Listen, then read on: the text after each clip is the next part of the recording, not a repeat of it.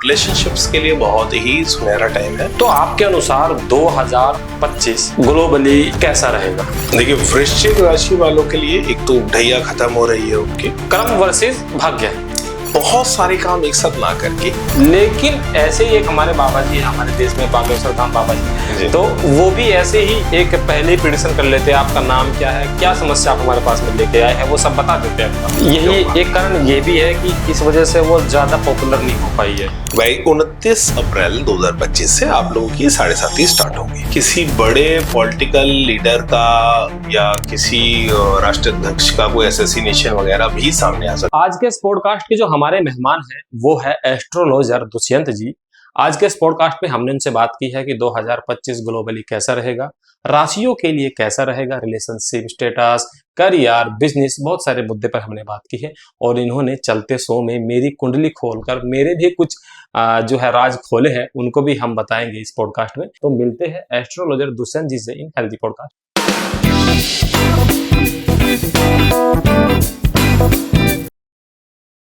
तो बहुत बहुत स्वागत है दुष्यंत जी आपके हेल्दी पॉडकास्ट में। दुष्यंत जी, सबसे पहले मैं आपके बारे में जानना चाहता हूँ कि एस्ट्रोलॉजी का जो क्षेत्र है आपने कैसे मतलब ये आपने कैसे चुना? हमने शूट के पहले हम बहुत बातें कर रहे थे, थोड़ा मुझे लगा कि जानना चाहिए, बहुत क्यूरियोसिटी है। देखिए, एस्ट्रोलॉजी के जो क्षेत्र में जो प्रोफेशनली आया वो तो मैं 2009 से आया। और 2009 से नहीं, ये जो एस्ट्रोलॉजी की जो क्यूरियोसिटी थी, शौक था, ये बहुत छोटी उम्र से मेरे अंदर जागा। मैं जब 6th या 7th क्लास में था, 6th क्लास में था, तो मेरे सामने घर के सामने एक तिवारी जी रहते थे जो ज्योतिष का अध्ययन कर रहे थे, इंजीनियर थे और ज्योतिष सीखते थे। तो एक दिन उन्होंने पूछा, भाई तू बता क्या कुंडली, उनका शौक था, वो सबका डेटा इकट्ठा करते रहते थे। तो उन्होंने मेरी कुंडली देखी और मुझे 4-5 बातें बताई कि तेरा इतने दिन से पेट खराब है, या तू ये सोचता है, या तेरा ये सब्जेक्ट में दिक्कत है। तो उन्होंने जो जो बातें बताई मैं अचंभित हो गया। मैंने कहा तो बिना मुझे जाने मैं किस सब्जेक्ट में अच्छा नहीं हूँ, या मेरे पेट में कोई दिक्कत है, या मैं ये सोचता हूँ, या मुझे इस बात पे गुस्सा आता है, कोई इंसान कैसे बता सकता है? I was amazed. सो मैंने उनसे कहा, भैया मुझे भी ये सीखना है, ये क्या होता है। वो हाथ भी उन्होंने मेरा देखा था और कुंडली भी देखी थी। तो उन्होंने मुझे एक पामिस्ट्री की और एक उसकी, मैंने उनसे किताब मांग ली, एक पामिस्ट्री की और एक वैदिक एस्ट्रोलॉजी की। तो उन्होंने मुझे बच्चा समझ के, मुझसे 7-8 साल ही बड़े थे, तो इंजीनियरिंग फाइनल ईयर में थे शायद, तो मुझे दे दी कि क्या करेगा बच्चा। तो 15 दिन बाद मैं उनके घर गया और एक कागज पे मैं कई सारे प्रश्न लिख के लेके गया था जो मुझे समझ नहीं आए थे या जो मुझे पूछने थे। तो ही वाज अमेज्ड कि तेरे को ये किताबें समझ में आ गई। मैंने कहा हाँ, मैं तो समझ में आ गई, मैं तो 10 दिन में ही सारी पढ़ ली थी। और मैंने कहा मुझे ये क्वेश्चन है, आप मुझे समझाओ। So he was too much surprise और उन्होंने कहा, भाई तू इस जन्म से नहीं सीख रहा, तेरा ये कुछ पुराना नाता है एस्ट्रोलॉजी से, पिछले जन्मों में तूने सीखी है, करी है, अदरवाइज ये तो बड़ों को भी समझ में नहीं आती, तेरे को इस उम्र में समझ में आ गई। फिर उन्होंने एक बच्चे को किस तरह पढ़ाते हैं, तो छोटे भाई की तरह उन्होंने मुझे समझाया। तो एक मुझे बड़ा भाई मिल गया उस टाइम, उन्होंने वो किताब दे देते थे, मैं पूछता था, तो एक शौकिया चीज शुरू हो गई। फिर मेरी एक बड़ी बहन है मुझसे 3 वर्ष, तो उसने अपनी सहेलियों को बताया कि मेरा भाई देखता है कुंडली। तो मैं छोटा बच्चा, उस टाइम तो मैं शायद 8वीं क्लास में होऊंगा, तो उसकी बहन और मेरी बहन की सहेलियों का तांता लगने लगा घर पे। फिर मेरे क्लोज फ्रेंड्स जो थे वो पूछने लगे। तो बस ऐसी धीरे धीरे क्यूरियोसिटी बढ़ती गई। और क्योंकि आपको अटेंशन भी मिलती है, आप किसी कुंडली देखते हो अचानक, जैसे अपन तो स्कूल में भी भाई काले बच्चे थे और मोटे पीछे बैठते थे, पढ़ाई में बहुत ज्यादा अच्छे नहीं थे, ठीक थे। तो लेकिन जैसे ही टीचर्स को पता लगा भाई कुंडली देख लेता है, ये कुछ बता सकता है, और इसकी 2 में से इसकी बात सही होती है, टीचर्स पूछने लगे ये मतलब नौकरी कब लगेगी, ये मतलब मेरे बच्चा क्या करेगा। तो बस वहां से फिर वो ये ऐसा चस्का लगा, जो तो सीखते गए और ईश्वर की ऐसी मन कुंभा से मुझे बहुत अच्छे टीचर्स मिले। और जीवन में 4-5 टीचर्स ने मुझे सिखाया। और 2009 में एक ऐसा दौर था, 2008 के रिसेशन के बाद, मैं शेयर मार्केट में काम करता था, 2008 का रिसेशन आया, तो मैं चेंज सोच रहा था क्या करूं। तो सब मित्रों ने कहा, भाई तू ब्राह्मण कुल में तो पैदा ही हुआ है और तेरा शौक है एस्ट्रोलॉजी, तो तू यही काम कर, एस्ट्रोलॉजर बन जा। और तेरे से सब सलाह तो लेते ही हैं बिना पैसे के, तो पैसे दे दिया करेंगे, मजाक में उन्होंने। तो मैंने कहा ठीक है कुछ कर। तो उस टाइम पे एक आइडिया का कॉल सेंटर था, वहां से मैंने शुरू किया। मैं बनना, मेरे को उस टाइम ही लग रहा था यार करूँ नहीं करूँ, सही है। तो लेकिन फिर एक जर्नी शुरू हुई और ईश्वर की कृपा से बहुत अच्छी वो जर्नी गई।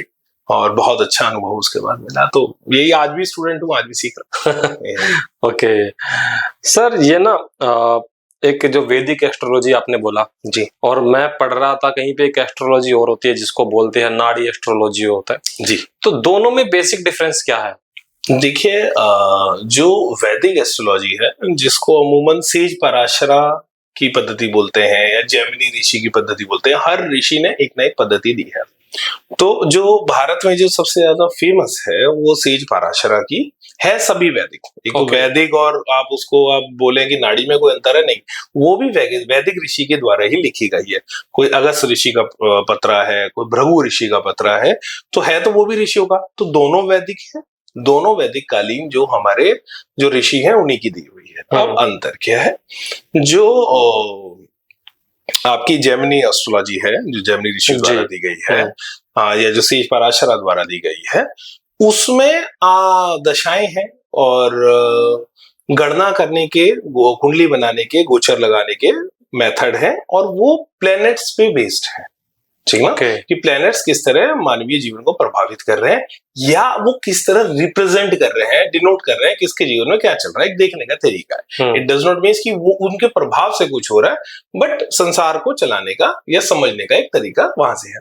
तो वो प्लैनेट्स पे डिपेंड करती है। जो आप नाड़ी ज्योतिष कहते हैं, वो अगस्त ऋषि, भृगु ऋषि और अन्य कई ऋषि हैं, उनके लिखे हुए वो पत्रे हैं। तो उसमें दो आधार पे, यानी पूछने वाला किस समय पे आया है उसके आधार पे उनके गोत्रगत कुछ पत्रे लिखे हुए हैं। तो जो उनके जो व्यक्ति पूछने आए उस समय की एल्गोरिदम और उसका वो पत्रा यदि मिल गया कि इस समय पे ये प्रश्न पूछने आएगा, तो वो दोनों को मैच करते हुए एक एल्गोरिदम बनती है जिसको वो पढ़ते हैं।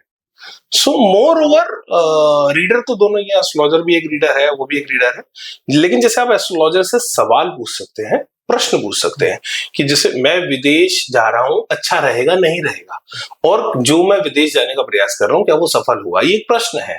तो एस्ट्रोलॉजर बताएगा कि हाँ आप जा सकते हैं, ये वाला टाइम बेटर है, इस टाइम पे प्रयास करें तो अच्छा है, इस तरह की कंट्रीज में XYZ जो भी वो प्रश्न बताता है, वो कहता है नहीं आप अपने घर के आसपास ही रहे तो बेटर उन्नति होगी। तो XYZ उसको कोई भी आंसर। जो नाड़ी ज्योतिष है उसमें प्रश्न नहीं कर सकते। अच्छा, वो रीडर है, उसको एक पत्रा मिला है कि आप भाई साहब, आप ये आपके माता पिता है, भाई बहन है, इस उम्र में आपकी शादी होगी, इतने बच्चे होंगे, आप ये व्यवसाय करेंगे, नौकरी करेंगे, आपको ये अमुक बीमारी हो सकती है, ये चीज हो सकता है, और जहां तक वो पत्रा जाता है वो पत्रा वहां पे एंड है। ओके। उससे आप ये नहीं पूछ सकते उस रीडर से कि सपोज करो कि मैं तो अपना ये नौकरी छोड़ के, ठीक ना, दूसरी नौकरी ये स्विच करना चाहता हूँ, ये अभी सही टाइम है नहीं टाइम है, या XYZ कुछ भी हो, आप समझ रहे हैं ना जो आप पूछते हैं। या आप सपोज करिए उस पत्र वाले से ये नहीं पूछ सकते कि मुझे बहुत ज्यादा क्रोध आता है तो मैं उसको चैनलाइज करने के लिए क्या करूं या कुछ हो, तो वो उनके जेनरिक हैं। तो वो एक रीडर है, रीडर करके बताएगा, और उनके अपने तरह के उपाय होते हैं, वो ग्रहों से, नक्षत्रों से रिलेटेड वो बताते हैं।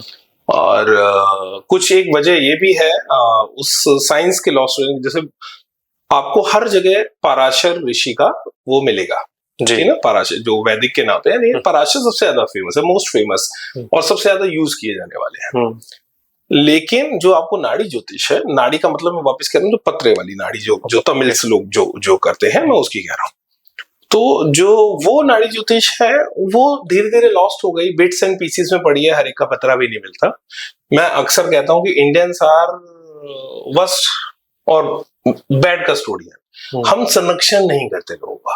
तो जैसे मैं खुद अपने बताऊं आपको, मैं फैसिनेट हुआ जब मेरा पत्रा नहीं मिला, लेकिन मैंने कई लोगों से सुना, रिकॉर्डिंग्स देते हैं, रिकॉर्डिंग सुनी गए, तो मैं बहुत फैसिनेट हुआ। उनका ये बताया जा सकता है कि भाई कोई इंसान के माता पिता का नाम तक बता रहे हैं और काफी हद तक सच ही बता रहे हैं। तो मैंने कहा इतना गहराई से बता रहे हैं तो ये तो सीखने वाली चीज है, मैं इसी फील्ड से हूँ, तो मैंने कहा ये सीखते हैं। So but they were denied कि इसके लिए कि हम सिर्फ तमिल को सिखाएंगे।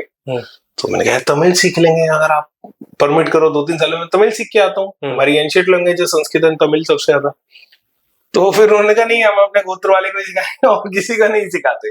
तो देखिए, जब हम किसी विद्या को सिखाएंगे नहीं और उसको इंस्टीट्यूशनलाइज नहीं करेंगे तो एक ना एक दिन उसका लॉस्ट हो जाना है। यही एक कारण ये भी है कि इस वजह से वो ज्यादा पॉपुलर नहीं हो पाई है। जी बिल्कुल, एक कारण यह है कि धीरे धीरे लोप होता गया, जो अच्छे रीडर्स थे वो जाते गए और वो उन्हीं के परिवार में चल रही है। दूसरा एक ये है, कोई भी व्यक्ति एक प्रश्न लेके जाता है, मन में जिज्ञासा जो होती है, साथ के साथ एक प्रश्न का उत्तर जानने की होती है, कोई गाइडेंस मिलेगी, कुछ पता चलेगा, कुछ अपना मत बना पाएगा वो। तो वो प्रश्न वहां पे नहीं है। आप सिर्फ सुनोगे, आप सुनोगे, वो बोलेंगे, आप सुनोगे, जो होगा उसमें आपका प्रश्न का उत्तर मिल गया तो ठीक है, और नहीं मिला तो नहीं मिला। ओके। अच्छा दुष्यंत जी, अभी 2025 आ रहा है और 2025 में बहुत सारी रील्स, बहुत सारी वीडियोज ऐसी है जिसके बारे में बता रहे हैं कि ऐसा नहीं ऐसा रहेगा, कोई अच्छा बता रहा है, कोई बहुत बुरा बता रहा है। तो आपके अनुसार 2025 ग्लोबली कैसा रहेगा?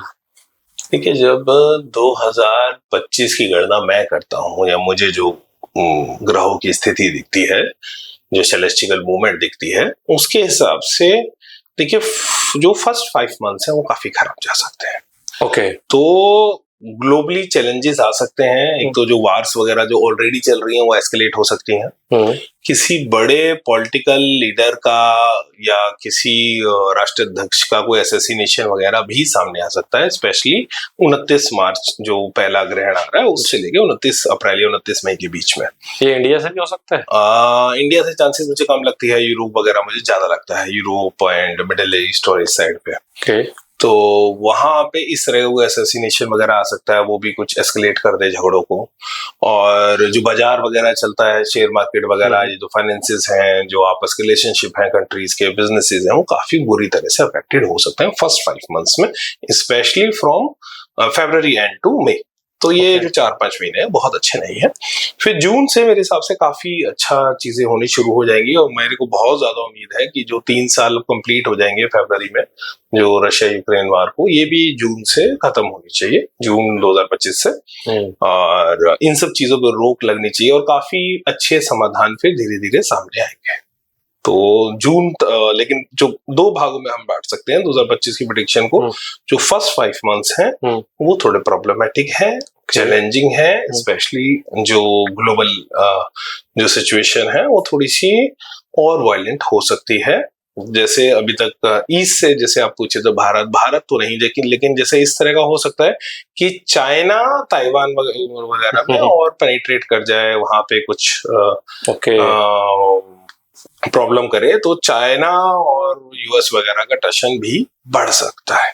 ये एक चीज, और हम अप्रैल मई, मार्च अप्रैल मई इन 2-3 महीनों में देख सकते हैं, खासतौर पर 29 मार्च से 29 मई के बीच में इस तरह की घटनाएं आ सकती हैं। जून से धीरे धीरे चीजें ईश्वर की कृपा से बेटर होंगी, वापस हारमोनी आएगी। ओके, थोड़ा राशि वाइज बात करते हैं। मेष से 12 राशियां होती है जी, तो अगर आप एक एक करके राशियों के बारे में बताएं 2025 कैसा रहेगा, खास करके अगर हम बिजनेस को यानी फाइनेंस पे अगर हम फोकस करें, रिलेशनशिप पे फोकस करें, करियर को फोकस करें, तो कैसा रहेगा? एक डिस्क्लेमर के साथ अंकुर जी मैं शुरू करूंगा कि देखिए वैसे तो मानवीय जीवन को हम 12 भागों में विभक्त नहीं कर सकते हैं, ठीक ना, वो बहुत वाइडर है। तो जितने, अगर मैं कह रहा हूँ 800 करोड़ जीव हैं तो उन सबकी एक इंडिविजुअल जर्नी है सोल की, तो सबका अलग है। लेकिन तब भी जो प्लेनेटरी चेंजेस आ रहे हैं उनका उस पर्टिकुलर राशि पे जो प्रभाव पड़ेगा उसका जो भी बेस्ट संभावना मुझे लगती है वो मैं बता रहा हूँ, ठीक। तो ऐसा नहीं है कि ऐसा ही होगा, but probabilities and possibilities are there कि उसके साथ ऐसा हो सकता है, वो चैलेंजेस आ सकते हैं। और खास तौर पे राशि वाइज जो मैं मेंशन करूंगा तो कुछ उनके ट्रेड्स हैं या कुछ उनके कर्माज हैं जो पेंडिंग है, तो उस कर्माज को अगर वो थोड़ा सा ध्यान देंगे, एम्फेसिस करेंगे, तो लाइफ को और बेटर कर सकते हैं और किसी बड़े चैलेंज से बच सकते हैं। ठीक है। मेष राशि के लिए खासतौर पे एक बड़ी सेलेस्टिकल इवेंट है भाई, 29 अप्रैल 2025 से आप लोगों की 7.5 स्टार्ट होगी। 7.5 कोई डराने वाली चीज नहीं, लेकिन शनि को क्योंकि हम कर्म फल प्रदाता मानते हैं कि कर्म का फल देने आता है, तो अच्छे कर्म का अच्छा फल देगा, लेकिन जो बुरे कर्म है वो उनका भी बुरा फल देके जाता है, एक लेसन देके जाता है। तो खास तौर पे एरीज साइन वालों के लिए, जब मैं एरीज साइन बोल रहा हूं और जब ये एनुअल प्रेडिक्शन में कर रहा हूं, तो चंद्रमा जिनका एरीज साइन में है मैं उसकी बात कर रहा हूं, मेष राशि में जिनका जन्मकालीन कुंडली में चंद्रमा है। तो देखिए, आपका अग्नि तत्व चंद्रमा जो है अग्नि तत्व राशि में बैठा हुआ है। कई बार आप बहुत अग्रेसिव भी होते हैं, एरोगेंट भी होते हैं, और एक बॉर्न वॉरियर एंड लीडर भी आपके अंदर छुपा हुआ है। तो देखिए, एरीज साइन में आपका जब 7.5 शुरू हो रही है, तो मैं आप सबसे रिक्वेस्ट करूंगा कि देखो, आप अपने टेम्परामेंट को चैनलाइज करें, आप अपनी एनर्जी को चैनलाइज करें। आप बहुत ज्यादा जिद्दी होके, बहुत ज्यादा गुस्से से चीजें नहीं चलेंगी। ठीक है, you have to be patient, क्योंकि आप वैसे भी नोटिस करेंगे तो एक इम्पेशेंटनेस आपके अंदर आ जाती है। So you have to be patient, you have to be consistent and optimistic रहना है। और जितना फ्लेक्सिबिलिटी के साथ, सलाह के साथ आप काम करेंगे, उतना ये आपका बेटर होता जाएगा। लेकिन मैं आप सबको कहूंगा, देखिए 2025 में कोई भी फाइनेंशियल रिस्क ना लें। मेष राशि वाले लोग, फाइनेंशियल रिस्क मतलब कोई बड़ी इन्वेस्टमेंट करनी है, कोई लोन लेना है, कोई बड़ी उठापटक है, मैं कहूंगा ना करें। और उसको जितने अच्छे तरीके से, अगर कुछ लेना भी पड़ रहा है ऐसा डिसीजन, तो सलाह से लें। जिन जिन लोगों को आप ट्रस्ट करते हैं, जिन लोगों को वाइज मानते हैं, जो आपके लव वंस हैं, उन लोगों से सलाह लें और उस सलाह के बाद काम करें। और धीरे धीरे, go slow is the best strategy for Aries. Go slow, धीरे धीरे काम करना है, कोई हबड़ तबड़ नहीं, और सलाह लेके दोस्तों से शेयर करके फिर काम करना है। और अगर जरूरी नहीं है तो कोई बड़ा रिस्क फाइनेंशियल दुनिया में ना ले। सेम पर्सनल लाइफ की, जैसे अंकुर जी ने कहा, तो पर्सनल लाइफ के लिए अग्रेशन, टेम्परामेंट लूज कर देना, इम्पेशेंट हो जाना, ये सब रिलेशनशिप्स को अफेक्ट करते हैं। और अब शनि आ गया है। अगर आपने अपने स्पाउस को, कोई भी हो, आप मेल हो फीमेल हो, अगर आपने अपने स्पाउस को, पार्टनर्स को, या बड़ी क्लोज रिलेशनशिप्स को आपने डोमिनेट करने की कोशिश करी है, एग्रेसिवली हैंडल किया है, तो भाई ये बुरे रिजल्ट दे सकता है। तो अभी से बिल्कुल ग्राउंडेड हो। जितने ज्यादा हम्बल होंगे रिलेशनशिप, उतने अच्छे चलेंगे। You have to be humble, you have to be you have to sacrifice for your love. अगर आप किसी को प्रेम करते हैं तो जरूरी नहीं कि वो आपकी बात माने, आपको भी मध्य मार्ग अपनाना पड़ेगा। तो जितने ज्यादा हम्बल होंगे, जितने जिनको आप प्रेम करते हैं, उनके लिए सेक्रीफाइस के लिए जितना तैयार होंगे, उतना बेटर होता जाएगा। और हम्बलनेस बहुत ज्यादा जरूरी है आपके रिलेशनशिप्स के लिए, वरना ये कहीं ना कहीं प्रॉब्लम लाएगा, कहीं ना कहीं प्रॉब्लम लाएगा। ठीक। और क्योंकि चंद्रमा पे, हम चंद्रमा की बात कर रहे हैं, चंद्रमा मेष राशि का, तो अपने मदर्स वगैरह का भी थोड़ा हेल्थ का ख्याल रखेगा। और जितना उनकी ब्लेसिंग ले पाए, वैसे तो हमेशा ही लेनी चाहिए, लेकिन जितना ब्लेसिंग ले पाए वो भी अच्छा है। So risk avoid, financial risk avoid करना है, रिलेशनशिप्स में बहुत हम्बल रहना है, जो इग्नोर करने वाली चीजें हैं उनको इग्नोर करना है। और देखो, आपको बॉर्न वॉरियर लीडर बोलता हूं मैं, एरीज बॉर्न वॉरियर लीडर है, तो आपके अंदर वो लीडरशिप क्षमता है, वो परसिवेरेंस है। लगातार अगर आप करते रहेंगे धैर्य के साथ, मुख्य कमी क्या है, आप अधीर हो सकते हैं, तो धैर्यवान रहेंगे तो 100% आप अपनी ऊंचाइयों को पाएंगे और लक्ष्य को हासिल करेंगे। तो 7.5 है, कोई डरने वाली कहानी नहीं, लेकिन 2025 धैर्य का वर्ष है, स्ट्रेटजी का ईयर है, और सलाह लेने का ईयर है। धीरे धीरे काम करें, सब अच्छे से हो जाएगा, और 2026 में वापस अपनी आपकी गति आपको मिल जाएगी। अब बात करते हैं वृषभ राशि वालों की, जिनका जन्मकालीन चंद्रमा वृषभ राशि में, यानी टॉरस साइन में। देखो, कुछ बहुत बड़ी उपलब्धि 2025 में आपका इंतजार कर रही है। वैसे तो 4 फरवरी स्पेसिफिक जब जुपिटर मार्गी होगा, तभी से आपके जीवन में बढ़ोतरी आने लगेगी, आपके और नए नए एवेन्यूज खुलने लगेंगे, और कुछ नया सीखने को मिलेगा। आपकी जो अचीवमेंट्स है वो उसको बहुत ऊंचाई पे जा सकती हैं। और मई जून तक आते आते लाइफ में काफी बेटर अपॉर्चुनिटीज आएंगी। तो जरूरी क्या है, आपके लिए जरूरी है लोगों से कनेक्टेड रहना, अपने नेटवर्किंग को और सॉलिड करें, अपॉर्चुनिटीज को सीख करें। कई बार कंफर्ट जोन, देखिए टॉरस साइन की एक बड़ी प्रॉब्लम होती है कि हम कंफर्ट जोन में आ जाते हैं। सो कंफर्ट जोन तोड़ना है, एक्स्ट्रा मेहनत करनी है, एक्स्ट्रा लोगों से अपॉर्चुनिटीज के लिए पूछना है। और अगर कोई थोड़ा टफ या डिसीजन लेना है या कोई रिस्क भी लेना है, ले सकते हैं। बहुत अच्छा साल आपके लिए ये इंतजार कर रहा है। आपके फाइनेंसेस बहुत बड़े होंगे, और परमात्मा की कृपा से एसेट्स वगैरह में कुछ सिग्निफिकेंट आपकी बढ़ोतरी हो सकती है, गिफ्ट्स मिल सकते हैं, दोस्तों के माध्यम से बहुत बड़ा फायदा होता है। इसलिए मैं कह रहा हूं, जो आपके पुराने दोस्त हैं, नए दोस्त हैं, नेटवर्किंग में रहें, लोगों से मिलते मिलाते रहें, डिस्कशन करें क्या कैसे बेटर कर सकते हैं, और कंफर्ट जोन बिल्कुल त्याग दें। आपकी एस्थेटिक सेंस बहुत ज्यादा अच्छी है। वो टॉरस साइन को हम भगवान कृष्ण का साइन मानते हैं, आकर्षण का मानते हैं, रोमांस का मानते हैं। तो देखिए, पर्सनल रिलेशनशिप में भी आपके और बेटरमेंट आएंगे। कई जिनकी शादियां नहीं हुई है वृषभ राशि वालों की, मुझे लगता है क्योंकि बृहस्पति का गोचर आपके लगन आपकी राशि पे से होके गुजर रहा है, कईयों की रुकी हुई शादियां होनी चाहिए, हो सकता है हो रही हो, और 2024 के एंड से ही वो चालू है, और 2025 की शुरुआत में भी कई रुके हुए काम आपके पर्सनल लाइफ में हो जाएंगे। और अगर कोई किसी को प्रेम करता है, प्रपोज करना चाहता है, भाई साहब फरवरी मार्च बहुत अच्छे टाइम है आपके लिए, और कुछ नया इनिशिएटिव लेना चाहते हैं उसके लिए भी बहुत अच्छा है। तो आपकी पर्सनल लाइफ में, करियर में जो भी सेलेस्टिकल मूवमेंट हो रही है काफी फेवरेबल है, और आपको काफी लाभ होने की उम्मीद है। जरूरी है हार्डवर्क करना, जरूरी है नेटवर्किंग में रहना, जरूरी है अपॉर्चुनिटीज को सीख करना। इंतजार ना करें कि अपॉर्चुनिटी अपने आप मेरे पास आएगी। तो और बहुत ही एक अच्छा समय, कई रुके हुए कार्य जिनके लिए आप पहले से प्रयास कर रहे थे वहां पे बहुत अच्छे फल आपको मिलने वाले हैं। तो टॉरस साइन की इस साल बल्ले बल्ले होने चाहिए। अब बात करते हैं मिथुन राशि की, जेमिनी साइन की, जिनका जन्मकालीन चंद्रमा जेमिनी साइन में मिथुन राशि में।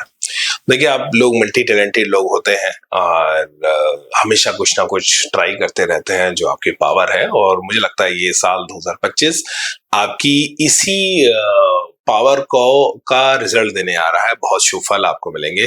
काम धंधे में, बिजनेस में, नौकरियों में, जेमिनीज की में काफी चेंजेस हो सकते हैं, या कई नए इनिशिएटिव हो सकते हैं। आप साइमल्टेनियसली आप एक से ज्यादा काम करने में सक्षम है, एक साथ कई कामों को करने में सक्षम है। तो मुझे लगता है काफी कहीं नई अपॉर्चुनिटीज आनी चाहिए। तो या तो काम बदलना मिथुन राशि के लिए ये हो सकता है, आप खुद करें, सामने से कोई अपॉर्चुनिटी आए, फोर्स भी हो सकता है, specially middle of the year, April May के महीने में फोर्स भी हो सकता है कि ऐसा कुछ स्थिति बने, आप काम चेंज कर रहे हैं। बट विश्वास रखें परमात्मा पे और अपनी प्रतिभा पे, जीवन पे, वो बेटर ही होगा, और बेटर ही जो चेंज आ रहा है अगर आप उसे एम्ब्रेस करेंगे तो और बेटर ही चेंज होगा।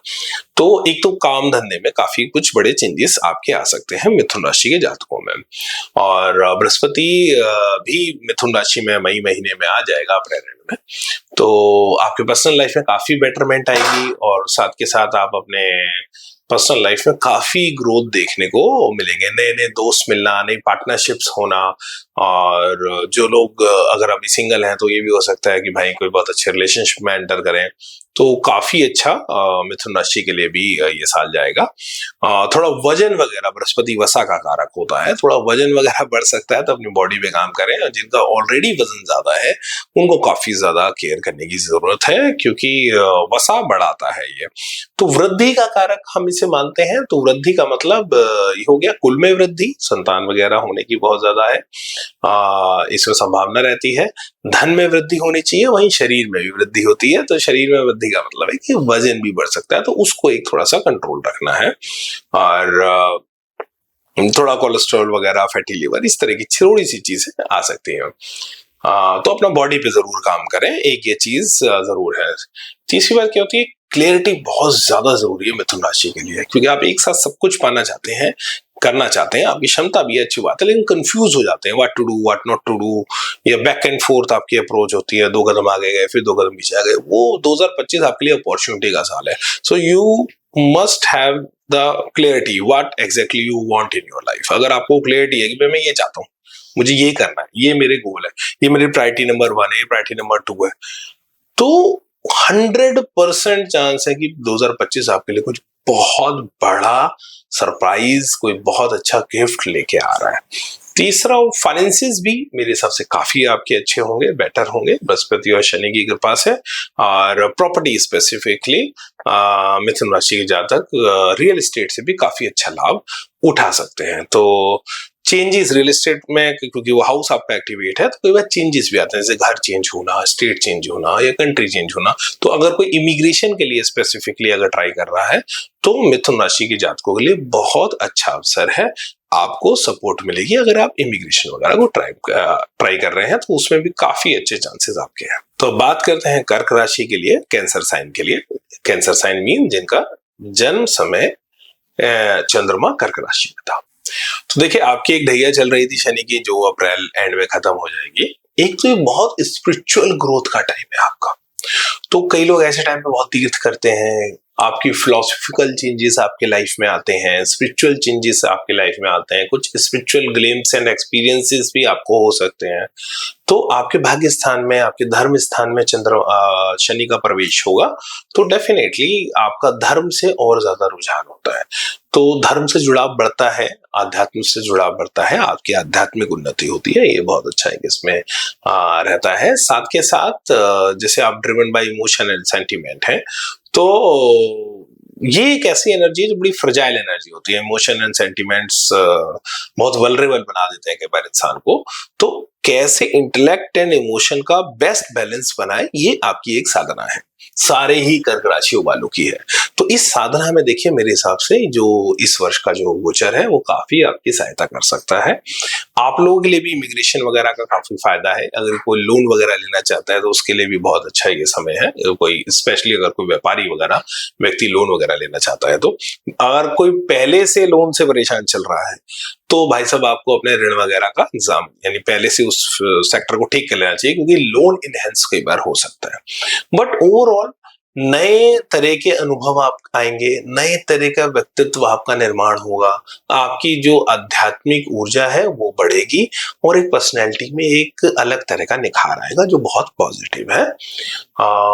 अचानक ट्रांसफर होना, अचानक कुछ बदलाव आना या कर्जा बढ़ना, अगर आप कर्जा नहीं लेना चाह रहे तो कर्जा बढ़ना, तो इस तरह की चीजें हो सकती है। तो फाइनेंसिस का थोड़ा सा आपको ख्याल रखना बनता है, और स्पेशली इमोशनली डिसीजन नहीं लेने आपकी बार, थोड़ा इंटेलेक्ट का अपना ज्यादा इस्तेमाल करना है, तो वो बहुत ज्यादा जरूरी है। तीसरा, रिलेशनशिप पार्ट पे ओवरऑल जैसा पहले से बेटर है डेफिनेटली, और इसमें भी मैं 2025 को 2 पार्ट में बांटूंगा। So before May and after May. So May से पहले थोड़ा सा अप एंड डाउन आपके रिलेशनशिप में चल सकता है, लेकिन जैसे ही मे मंथ आएगा काफी अच्छा सुधार आपके रिलेशनशिप पार्ट्स में होता रहेगा। और कई बार ऐसा होता है कि लेट गो नहीं कर पाते आप, ठीक ना, क्योंकि सेंटिमेंट्स हर्ट होते हैं या आप उसको एक ब्लॉक बना लेते हैं। तो देखिए, लेट गो तो करना ही है, फॉरगिव करना ही है, आगे बढ़ना ही है, यही आपका मंत्र है। आप जल तत्व राशि है, प्रथम जल तत्व राशि, जल का काम है बहना। अगर आपने बहे नहीं, आपने अगर वो लेट गो नहीं किया, if you are not going with the flow, तो फंस सकते हैं। रुका हुआ पानी सड़ाल मारता है। तो कोई ग्रजेस होल्डिंग करना है, सबको माफ करना है इस वर्ष में, और अभी से, इस वर्ष का क्या, अभी से सबको माफ करना है। जो लेसन लेना है लेसन ले लें, लेकिन ग्रजेस किसी के लिए ना पालें, और उन लेसन्स के साथ जीवन में आगे बढ़े। और एक बहुत ही बड़ी आध्यात्मिक चेतना आपका इंतजार कर रही है। अगर कोई व्यक्ति इनिशिएट होना चाहता है या कोई गुरु को धारण करना चाहता है, तो वो बहुत अच्छा समय है। वैसे तो जब ये चेतना जागे तभी वो कर लेना चाहिए। और तीर्थ बहुत सारे होंगे आपके, आप देखिएगा सारे कर्क राशि वाले लोग कि अचानक तीर्थ होंगे। कोई जा रहा है, अचानक आपको कहने लगा यार चलो आप हमारे साथ, हम वहां जा रहे हैं। और आप भी खुद, आपका खुद का भी इंक्लिनेशन तीर्थ वगैरह की तरफ बढ़ेगा, पिलग्रिमेज की तरफ। और वैसे भी आपकी बहुत यात्राएं होंगी, स्पेशली तीर्थ यात्राएं भी होंगी और लंबी यात्राएं होंगी, विदेश यात्राएं भी खासतौर पे कर्क राशि वाले लोगों की कई आएंगी। कुछ आप प्लान करेंगे, नहीं हो रही होगी, हो गई, पहले काफी सालों से चाह रहे थे, आपकी लॉन्गिंग थी कहीं जाने की, इस साल अचानक ऐसा मौका मिला, चले गए। और खूब सारी यात्राओं का, आध्यात्मिक उन्नति का वर्ष है।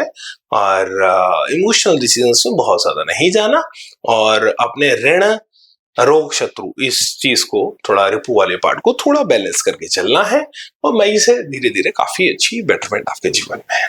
अच्छा है आपका जीवन, आपका 2025 वर्ष बहुत अच्छा जाए। धन्यवाद। अच्छा सर, बीच में मैं थोड़ा सा आपको टोकना चाहता हूँ, मुझे अपनी राशि नहीं पता है, क्योंकि कुछ लोग तो कहते हैं कि राशि नाम का जो पहला वर्ड, पहला जो कैरेक्टर होता है उससे होते हैं, कोई बोलते हैं कि आपकी डेट ऑफ बर्थ से होती है। तो मैं इसमें बहुत कंफ्यूज रहता हूँ।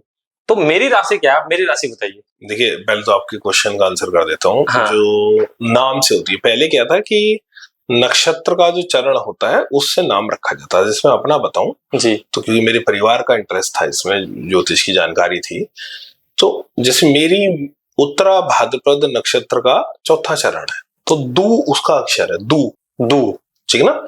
तो दू से उन्होंने दुष्यंत नाम ढूंढ लिया और बड़े समझदार रहे हैं पेरेंट्स। ओके। वरना तो दुर्योधन दुशासन ऐसे ही नाम थे सारे। उन्होंने राजा दुष्यंत ढूंढ लिया। ओके। तो पहले आपका नाम सुन के कोई बता देता था कि भाई ये इसका तो ये नाम है, जैसे किसी का नाम सागर है तो कुंभ राशि सा से, आप समझ रहे हो ना। अच्छा। ये है चरण, तो जिसको ज्ञान था वो बता देता था। ओके। अब तो क्या है, पिछले 31 साल से मैं ट्रेंड देख रहा हूँ, उससे पहले भी था लेकिन अब तो पिछले जैसे जैसे बढ़ता जा रहा है ये, बच्चे के पैदा होने से पहले भी नाम होता है, तय कर लेते हैं कुछ भी हो, लड़का होता है ये नाम रखेंगे, लड़की होता है ये नाम हाँ, होता है। और या उनका पसंद का नाम होता है, उनको हस्बैंड वाइफ ने अपना दोनों का नाम मिला के कुछ रख दिया।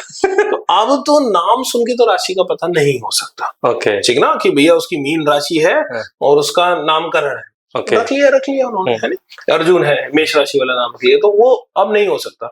और मुख्यतः जो आपका सवाल है, राशि का मतलब आपके जन्म के समय पे आपका चंद्रमा कहाँ किस राशि में गोचर कर रहा था। ये एक सेलेस्टिकल इवेंट है, खगोलीय घटना है। मैं अभी भी आज जब आप राशियों के बारे में 2025 का प्रेडिक्शन बता रहे थे, आप बार बार चंद्रमा जरूर कह रहे थे कि आप जिनका चंद्रमा वहां पे है, जिनका ये चंद्रमा से कनेक्शन ज्यादा क्यों है। मैं बताता हूँ, जो वेस्टर्न एस्ट्रोलॉजी है वो सन बेस्ड है, ज़ोडिएक बेस्ड है, ठीक है। तो वो सन पे आधारित है। जैसे आपने देखा होगा कि भाई सपोज करो 22 अप्रैल से 22 मई तक जो पैदा हुआ टॉरस में, ठीक है ना, सपोज करो कि उनका टॉरस साइन है, 1 महीने तक जो पैदा होता है। हमारे यहाँ ऐसा नहीं है, हमारा जो ज्योतिष है वो चंद्रमा पे बेस्ड है। तो चंद्रमा तो 2.5 दिन में राशि परिवर्तन कर देता है, ठीक ना। और उसमें भी नक्षत्र है, उसमें भी नक्षत्र के चरण है। ओके। तो आप समझिए, और उसमें भी एक सबसे सूक्ष्म क्या है, लगन है। कई लोग तो लगन और राशि में भी कंफ्यूज होते हैं, जो वैदिक वाली से जो भारत के कई लोग हैं। तो इसलिए मैं बार बार कह रहा हूँ, कई बार हम कहते हैं राशि पे मैंने प्रेडिक्शन दी, अब वो अपना ज़ोडिएक साइन देख रहे हैं कि भैया मेरा तो हुआ था 30 अप्रैल को जन्म, मैं तो टॉरस हूँ। अरे उसका चंद्रमा बैठा भैया कुंभ राशि में, सिंह राशि में। अच्छा। इसलिए मैं बार बार कह रहा हूँ, आप अपनी कुंडली में देखिए कि जिस दिन आपका जन्म हुआ, आप गूगल पे भी देख सकते हैं, बहुत सारे सॉफ्टवेयर से, नहीं तो गूगल भी बता देता है अच्छी टाइम में, कि जिस दिन आपका जन्म हुआ वो डेट ऑफ बर्थ आप डालेंगे, टाइम डालेंगे, तो उस टाइम चंद्रमा किस साइन में था, मैं उस पर प्रेडिक्ट कर रहा हूँ।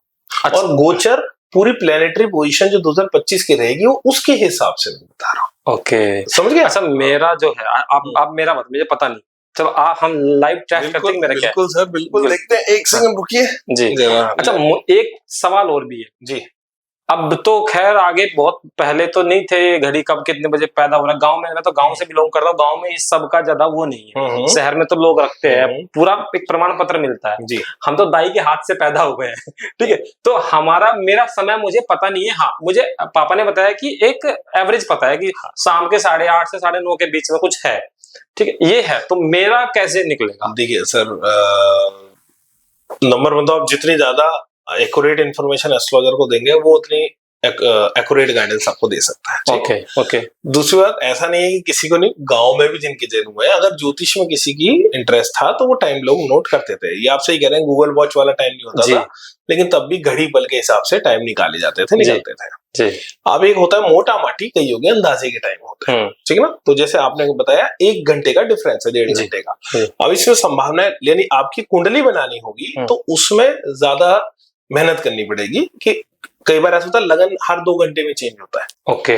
तो लगन कुंडली बनाने में ज्यादा मेहनत करनी पड़ेगी। और कई बार ऐसा होता है 1 घंटे तक कोई लगन चेंज ही नहीं हो रहा, तो कम से कम आपकी लगन कुंडली हाथ में आ जाती है और उसके आधार पे आपको बताया जा सकता है बहुत कुछ। हर 2 घंटे में लगन चेंज होता है? हाँ, हमारे यहाँ 12 राशियां हैं, 24 घंटे हैं, हर 2 अप्रोक्सीमेटली, हर एक ऐसा नहीं है। जैसे कुछ लगन छोटे होते हैं, बड़े होते हैं, तो और सूर्य कहाँ पे गति कर रहा है उसके बहुत सारे इसमें पैरामीटर लगते हैं। बट अमूमन मैं कह रहा हूँ आपको 24 राशियां, 24 घंटे है, 12 राशियां, तो मोटा माटी 2 घंटे लगन रहता है, मोटा माटी। ठीक है, ठीक है।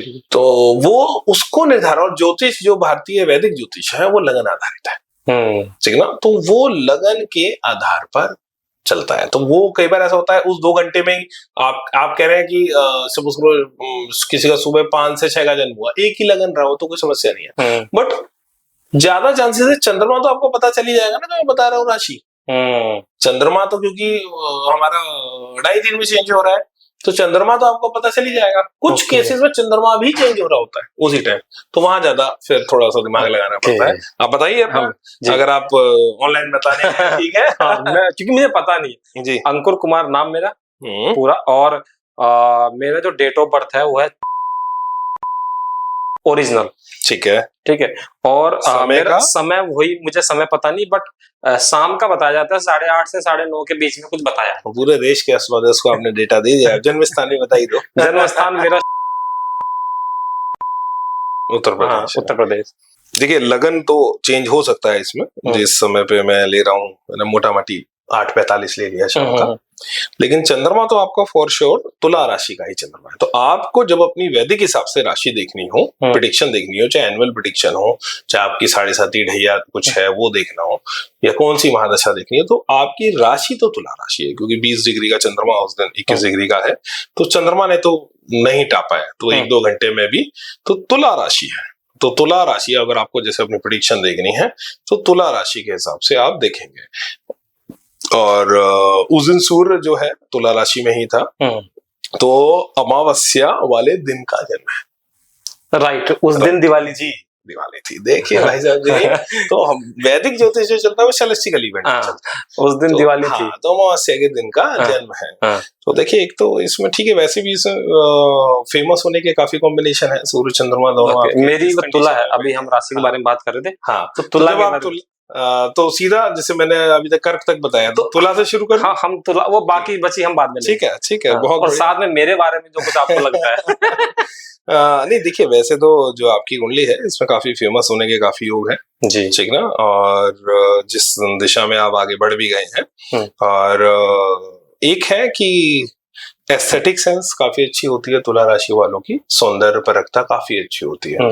तो आप जिस हिसाब से आपकी जो प्रेजेंटेशन है या किसी चीज को, ब्यूटी को देखने का जो तरीका है, कैसे वो दिखेगा दूसरे लोगों को, तो तुला राशि का आप हो और भी कोई हो, तो तुला राशि का जातक आप जो पसंद करता है अमूमन वो सबको पसंद आता है, वो अप्रिशिएटेड बाय एवरीवन। आपके उसमें भी रहा होगा, आपके दोस्त आपको पकड़ के ले जाते होंगे, यार शॉपिंग करने चल रहा है, तू चल, तू बता मैं क्या पहनूं, समझ रहे हो ना, ये शर्ट अच्छी लग रही है, वो शर्ट अच्छी लग रही है, छोटे में है ना। बिल्कुल। तो एस्थेटिक सेंस बहुत आई होती है जो आपकी है, आपकी प्रेजेंटेशन में, बोलने में भी वो चीज आ रही है जी। और साथ के साथ काफी बैलेंस्ड लाइफ जीना पसंद करते हैं थोड़ा सा, क्योंकि उस दिन सूर्य चंद्रमा के बहुत करीब था, तो सूर्य कई बार भाई साहब क्रोध दे देता है बहुत है, ठीक ना।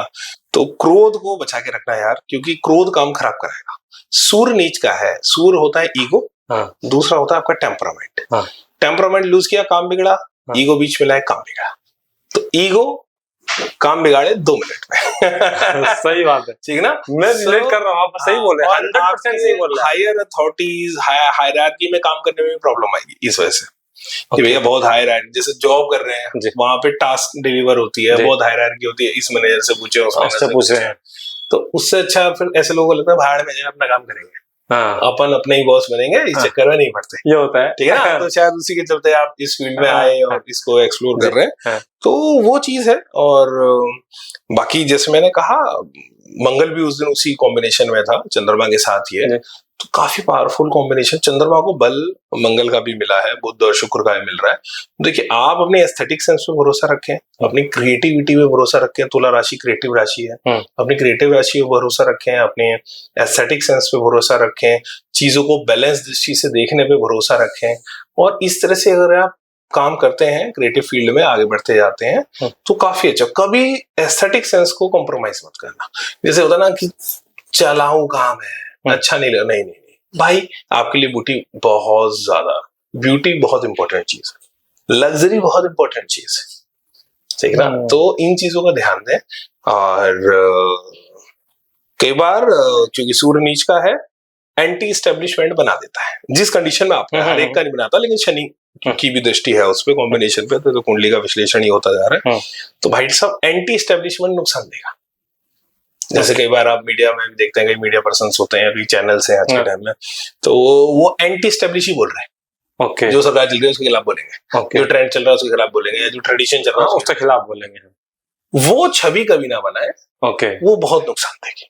मोदी जी के साथ रहना पड़ेगा। नहीं, मैं ये नहीं कह रहा सत्ता के पक्ष में बोल रहे। आपका जो काम है, जो पत्रकार का काम होता है, या जो क्रिएटिव आदमी का काम होता है, सारे पक्ष को सामने रख देना, और फिर let them decide, let public decide what is true और फॉल्स। आपने इन्फॉर्मेशन पास कर दी, उसको कोई किसी भी रंग का चोला नहीं चढ़ाया, अपना परसेप्शन किसी को नहीं थोपना, हमें तो इन्फॉर्मेशन देनी है, बेस्ट टू ट्रू इन्फॉर्मेशन कैसे देनी है, तो इस पे अगर आप लगेंगे और उसको कैसे ब्यूटीफुली प्रेजेंट करना है, वो आपका वो काम है। बाकी अभी जो दशाएं वगैरह आपकी कुंडली में चल रही है, वो नेटवर्किंग में आपको काफी आगे लेके जाएंगी। तो वही है, थोड़ा बहुत जो वही पॉडकास्ट पे नहीं, थोड़ा बहुत स्किन डिसीज वगैरह इस तरह की चीजें हो सकती हैं, तो उनका थोड़ा ख्याल रखना, बस ये चीज है। और फाइनेंस धीरे धीरे बढ़ेगा। और जैसे आ जाते हैं तुला राशि के लिए, सभी के लिए फाइनेंस, तो आपकी भी तुला राशि है, तो राशि पे ही देख रहे हैं, आपको भी टाइम पूरा नहीं पता वो। तो देखिए तुला राशि के लिए एक तो आपकी जो कॉम्पिटिटिवनेस है वो बहुत बढ़ेगी। ओके, ठीक है ना। तो आपकी कॉम्पिटिटिवनेस जितनी ज्यादा आप बढ़ाएंगे, जितना खुद को कॉम्पिटिटिव बनाएंगे, उतना बेटर होता जाएगा। ठीक, वन। दूसरी चीज क्या है, देखिए रचनात्मकता से कॉम्प्रोमाइज नहीं करना तुला राशि का। तो और हमारे देश में तो खास तौर पे क्या होता है, we wants to make kids productive rather than creative. ठीक है ना, कि भाई तू किसी तरह अकाउंटेंट बन जा, तू किसी तरह डॉक्टर इंजीनियर बन जा, है नहीं कुछ वो बन जा, पैसे कमाना सीख ले। अरे भैया पैसे तो अगर वो क्रिएटिव बन गया तो भी आएंगे। तो और अगर आप किसी भी फील्ड में हैं, आप जितनी अपने बेसिक सोल आपका जो है वो क्रिएटिव है, तो वो अपने बेसिक क्रिएटिविटी से जुड़े रहेंगे, चाहे वो बाय हॉबी जुड़े रहे, चाहे बाय प्रैक्टिस जुड़े रहे, कैसे भी, तो उतना ज्यादा फायदा होगा। और दूसरी बात, आप कंपटीशन में काफी आगे जाएंगे, तो कंपटीशन होना आपके लिए अच्छी बात है, सारे तुला राशि वालों के लिए। जितना कंपटीशन बढ़ेगा, आप समझिए आप बेटर है। तो किसी को दुकान खोलिए, मैं कह रहा हूँ मंडी में खोलो भाई, अच्छा, जहाँ 10 दुकान है वहां अपन बैठेंगे, आपको कॉन्फिडेंस रहना है, 25 आपके कॉन्फिडेंस पे रिजल्ट देगा। तो अगर आप कंपटीशन के लिए तैयार हैं, तो 2025 की जो प्लेनेटरी कॉम्बिनेशन है वो आपको रिजल्ट देने के लिए भी तैयार है। और दूसरी बात, जैसे मैंने कहा, काफी नए आइडियाज आएंगे, खास तौर पे जब मई मंथ में आपका, अप्रैल एंड में 29 ये भी, तो मई मंथ में जब जुपिटर मिथुन राशि में प्रवेश करेगा, तो वो आपके रचनात्मकता को, कल्पनाशीलता को एक नेक्स्ट लेवल पे लेके जाने वाला है। ओके। तो बहुत सारे लोग आप देखना, जो डीप लॉन्गिंग्स होती हैं वो बाहर निकल के आती हैं। तो भाई साहब, डीप लॉन्गिंग में मतलब यानी हो सकता है आप किताब लिखना चाहते हैं, तो हो सकता है किताब लिखें, हो सकता है आप वो भाई कोई कोर्स सीखना चाहते हो, कोई योग करना चाहता हो, कोई एक्टिंग करना चाहता हो, कोई किसी बहुत टाइम से किसी प्रोफेशन को परस्यू करना चाहता है, ठीक ना, तो वो बहुत आता है। वो आपकी जो डीप लॉन्गिंग्स है वो अच्छी होंगी, और फाइनेंशियल्स भी काफी अच्छे बेटर होंगे। और खुद को देखिए, एक तुला राशि के अंदर काफी क्या रहता है, खुद को सबसे हटके कैसे दिखाए। मैं कह रहा हूँ इसको, स्ट्रेटजी को थोड़ा सा बदल के, अभी जो चल रहा है उसमें बेस्ट कैसे कर ले। ओके, समझ रहे ना, कि जो अभी चल रहा है उसमें बेस्ट उभर के कैसे आ जाए, वो पहले कर लेते हैं। तो जो अभी चल रहा है, मैं उसमें बेस्ट आ गया, उसमें मैंने लीड ले ली, उसके बाद फिर मेरा जो क्रिएटिव आइडिया है, जो मेरा जो अलग है, वो भी मैं दूंगा। लेकिन बहुत ज्यादा अलग बनने के चक्कर में कई बार, क्योंकि रचनात्मकता बहुत है, कई बार कुछ ऐसा बना देते हैं जो अभी हजम नहीं होगा, डाइजेस्ट नहीं होगा, समझ रहे ना। तो वो उस चीज का ख्याल रखना है कि भाई जो अभी जो चल रहा है उसमें बेस्ट कर लेते हैं, फिर एक बार जब उस बेस्ट पे पहुंच गए, फिर वहां पे अपनी जो क्रिएटिविटी है उसको भी दें। ओके। बाकी तो ओवरऑल ग्रोथ का है, ओवरऑल ग्रोथ का सवाल है। ओके, तुला राशि के लिए काफी ग्रोथ आने वाली है। और रिलेशनशिप कैसा रहेगा तुला के लिए? तुला के लिए रिलेशनशिप तो देखो, थोड़ा सा भाई रिलेशनशिप वाला ऐसा पार्ट है, थोड़ा सा ऊपर नीचे वाला पार्ट है, ठीक ना, खराब नहीं है, और खास तौर पे पहले 5 महीनों में। ओके। और देखिए, आप तुला राशि वालों के लिए वंश वृद्धि का भी टाइम है। अगर आप परिवार आगे बढ़ेगा, कोई अगर प्लान कर रहा है, तो बेस्ट टाइम है, best time to conceive, best time to grow your family, ठीक ना। फाइनेंसिस में भी वृद्धि आनी चाहिए। दूसरी बात, बहुत पावरफुल लोग से आपके संबंध बनेंगे, बहुत पावरफुल लोग जो आपके लाइफ में आपको हेल्प कर सकते हैं और आपको गाइड कर सकते हैं। तो उस तरह के लोग आपकी नेटवर्किंग में आएंगे और उस तरह के संबंध बनेंगे, अच्छे मित्रता होगी। तो कई ऐसे लोग जो सत्ता शासन की शीर्ष पे बैठे हैं, या वो किसी कंपनी का भी सीईओ हो सकता है, बड़े एक पद पे बैठा है, उन लोगों की भी मदद मिलती है। तो ओवरऑल ठीक है। रिलेशनशिप पार्ट को बड़े सॉफ्टली इस टाइम करें, क्योंकि मंगल आपका मई तक नीच का है, जो आपका नेचुरल पार्टनर है। तो चाहे वो आपकी बिजनेस पार्टनरशिप हो, उन पे भी बहुत ध्यान देना है, और कंट्रोल नहीं करना। कंट्रोल करके नहीं, बैलेंस करके गाड़ी निकलेगी, ठीक है ना। Never try to be control, okay, ठीक है। कैसे बैलेंस पैदा करें दोनों के बीच में, सामंजस्य कैसे बढ़े, इस पे ध्यान देना है तुला राशि वालों को। ओके, बाकी वही है, सेकंड हाफ और ज्यादा मजबूत है, और रियल एस्टेट वगैरह से भी फायदा हो सकता है, बिजनेस में भी ग्रोथ है, ओवरऑल ग्रोथ की दशा तुला राशि के लिए ये बन के आते हैं। बीच में 2 राशियां रह गई थी कर के बाद, एक सिंह और एक कन्या, हम सीधा तुला राशि पे आ गए थे। तो देखिए सिंह राशि के लिए क्या है, एक तो आपकी जो पार्टनरशिप्स वगैरह है उसका काफी ध्यान रखना है, ठीक है ना। तो खास तौर पे मैं कह रहा हूँ जो बिजनेस एसोसिएशंस है, पार्टनरशिप्स है, उनका काफी ध्यान रखें, और आपके जो भी आसपास वाले संबंध वाले लोग हैं उनको कभी भी ऐसा ना लगे कि टेकिंग एज ग्रांटेड आप उनको ले रहे हैं, ठीक ना। वहीं शनि का एक विशेष एक समय होता है जिसको हम ढैया बोलते हैं, 2.5 वर्ष का, 29 अप्रैल से वो भी आप लोगों का स्टार्ट होगा। तो उस ढैया में वो आप इस कर्म फल प्रदाता है, अच्छे कर्म का अच्छे फल भी देगा, लेकिन कोई सडन चैलेंजेस भी दे सकता है। तो एक तो अपने हेल्थ का बहुत ख्याल रखना है सिंह राशि वालों, सबको रखना चाहिए, होलिस्टिक लाइफस्टाइल सबको अपनानी चाहिए, लेकिन क्योंकि आपकी एक ढैया का समय चल रहा है तो विशेष ख्याल रखेंगे। 1 सेकेंड, कोई हद से ज्यादा बड़ी रिस्पॉन्सिबिलिटी, अकाउंटेबिलिटी लेने से बचे। जैसे कई बार ओवर कमिटमेंट आपकी एक प्रॉब्लम हो सकती है, तो अमूमन रहती है सिंह राशि में, क्योंकि कई बार ओवर कमिटमेंट कर दिया जो कई बार संभव नहीं हो पाता पूरा कर पाना, तो ओवर कमिटमेंट से बचें, वरना वो अकाउंटेबिलिटी आपको परेशान कर सकती है, या यहाँ तक कि कोई लीगल प्रॉब्लम भी आपके सामने ला सकती है। जहां तक फाइनेंस की बात है, तो फाइनेंस में मुझे लगता है रिसर्च एंड एनालिसिस से काफी कुछ बढ़ेगा। जितना ज्यादा रिसर्च करेंगे उतने बेटर रिजल्ट्स आप लोग पाएंगे, और जितने ज्यादा फ्लेक्सिबल होंगे, फ्लेक्सिबल का मतलब ये है कि कई बार ऐसा होता है, मैं हर बार हम अपने ही बुद्धि से और एक्सपीरियंस से कोई रिजल्ट ले लें, जरूरी नहीं कि बस दूसरों की सलाह से ही बहुत अच्छे रिजल्ट्स आ जाते हैं। तो और ज्यादा लोगों से शेयर करें, सलाह से काम करें, ये बहुत ज्यादा जरूरी सिंह राशि के लिए है। और किसी बड़े फाइनेंशियल रिस्क को अवॉइड करें 2025 में, तो बहुत अच्छा रहेगा कि 2025 में किसी बड़े फाइनेंशियल रिस्क को ना लें। अब आते हैं कन्या राशि के बारे में। तो कन्या राशि के लिए क्या है, एक तो रिलेशनशिप्स के लिए बहुत ही सुनहरा टाइम है, बहुत बढ़िया टाइम आपका रहने वाला है। और रिलेशनशिप्स में नई पार्टनरशिप, चाहे वो बिजनेस पार्टनरशिप हो या वो रोमांटिक पार्टनरशिप हो, आपके रिलेशनशिप्स को काफी ग्रो करेंगे और काफी मजबूत आपके वो होंगे। तो वो एक अच्छा टाइम है।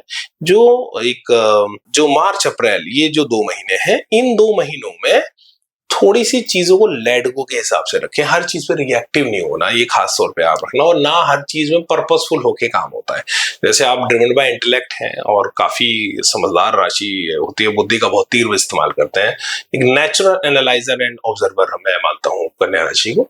तो कई बार हृदय से काम लेना होता है। कई बार क्या होता है, कुछ घाटा करके अगर कोई रिलेशनशिप अपना हो रहा है, आप प्यार कमा पा रहे हो जीवन में, तो कई बार बहुत इंपॉर्टेंट होता है, वो बहुत ज्यादा जरूरी है अपने रिलेशनशिप्स को वैल्यू देना।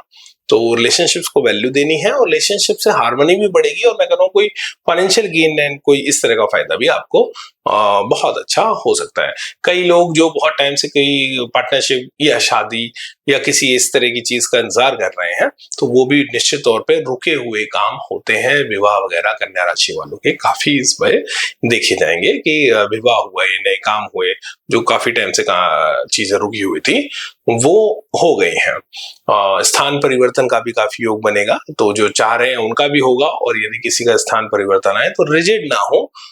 बेटर यह है कि मूवमेंट कुछ बेटरमेंट ही आपके जीवन में लाएगी, और ओवरऑल काफी अच्छा है, मीडियम है। और 2 महीने मार्च अप्रैल में हृदय से काम लेना है। आप बुद्धि प्रधान राशि है, ड्रिवन बाय इंटेलेक्ट है, बट इमोशन को भी बहुत बैलेंस करके आप लोगों को चलना है, और ओवरऑल ग्रोथ की साइड जाएंगे। देखिए वृश्चिक राशि वालों के लिए एक तो ढैया खत्म हो रही है उनकी, तो जो काफी अच्छी बात है, और नए फाइनेंसेस उभरते हुए मुझे दिखते हैं। फाइनेंसेस में कोई बहुत अच्छी बढ़ोतरी होनी चाहिए, नए सोर्स ऑफ इनकम बने, जनरेट हो, और आप जहां भी हैं वहां उन्नति हो। तो बहुत अच्छे फाइनेंस के हिसाब से 2025 बहुत बहुत अच्छा वृश्चिक राशि के लिए जाना चाहिए।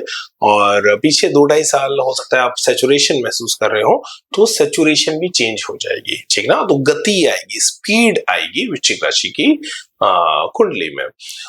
जहां तक और संबंधों में आप पहले से ही मेरे हिसाब से काफी बेटर महसूस करना शुरू हो रहे होंगे, जैसे बृहस्पति मार्गी होंगे फरवरी में, तो और बेटर रिलेशनशिप्स होंगे और आपको काफी फायदा मिलने वाला है। रियल एस्टेट से, बाय सेल से कुछ स्पेशली कुछ बहुत अच्छा लाभ हो सकता है। तो जो लोग रियल एस्टेट में हैं वो डेफिनेटली लाभान्वित होंगे, जो नहीं है वो भी रियल एस्टेट में अपना भाग्य आजमा सकते हैं। 2025 में रियल एस्टेट से काफी अच्छे फायदे आप लोगों को हो सकते हैं। तीसरा क्या है, कंसिस्टेंट रहना है। इनकंसिस्टेंसी आपकी एक बड़ा चैलेंज है, या मूड स्विंग्स हो जाना और ड्रिवन बाय मूड होना अच्छी बात नहीं है। तो हाउ टू बी कंसिस्टेंट, ये आपके लिए बहुत ज्यादा इंपॉर्टेंट है, क्योंकि अगर कंसिस्टेंसी नहीं रहेगी तो जीवन में कोई भी बड़ा पद या कोई भी बड़ा लक्ष्य पाने में वो आपको जीवन में समस्या ही रहेगी। तो किस तरह कंसिस्टेंट रहें, डिसिप्लिन रहें, इस पे आपको थोड़ा सा ध्यान देना है। बाकी लाभ का और समय है, निश्चित तौर पे बड़े लाभ और आर्थिक लाभ तो विशेष तौर से वृश्चिक राशि वाले को होने चाहिए। देखिए, धनु राशि के लिए तो विशेष तौर पे, जैसे मैंने अभी पीछे कहा, वृश्चिक के लिए रियल एस्टेट में फायदा है। धनु राशि के लिए तो मैं ये कह सकता हूँ आप नई प्रॉपर्टीज लेंगे, ठीक ना। रियल एस्टेट से लाभ भी हो सकता है, और नहीं तो नहीं, जैसे कोई अपना मकान खरीदना चाह रहा है या बड़ा मकान खरीदना चाह रहा है, कोई और दुकान खरीदना चाह रहा है, तो इसमें कई बार ऐसा होगा कि रियल एस्टेट खरीदेंगे, यानी आप बाय का, आप एसेट बनाने का इसमें काफी ज्यादा चांसेस आपका रहेगा। और नई पार्टनरशिप और नए लोगों के साथ जुड़ना बहुत लाभान्वित होता है, और लोग अपने आप आकर्षित होंगे आपकी तरफ। तो कई बार ये हम सोच के रह जाते हैं, हेजिटेट होते हैं कि कोई क्यों इंटरेस्ट दिखा रहा है, कोई क्यों बिजनेस का प्रपोजल को लेके आ रहा है, जॉब का प्रपोजल। लेकिन आपकी राशि ऐसी है, ग्रह गोचर ऐसा है कि लोग इंटरेस्टेड होंगे, तो खुले दिल से लोगों का वो प्रपोजल देखना है, और नई नई पार्टनरशिप और नई रिलेशनशिप आपको काफी अच्छा फायदा दे सकते हैं। तीसरी चीज क्या है कि देखिए, बहुत सारे काम एक साथ ना करके एक जो आपको काम है, जो बड़ा आपका जो टारगेट है, जो बड़ी समस्या आपके सामने लग रही है, उसको हल करेंगे। सारी एनर्जी फोकस्ड होंगे। धनु राशि का मतलब है फोकस, टारगेटेड। अगर आप अपना टारगेट फिक्स कर लें और उस टारगेट पे 2025 में 100% एनर्जी के साथ अगर आप अपना ध्यान लाएंगे, तो कोई बड़ी आप अपनी लॉन्गिंग फुलफिल कर सकते हैं, कोई बड़ा लक्ष्य हासिल कर सकते हैं, कोई बड़ी समस्या जो कई सालों से चल रही थी उस पे आप अपनी जीत हासिल कर सकते हैं। इस तरह का ग्रह गोचर आपका ओवरऑल बना हुआ है।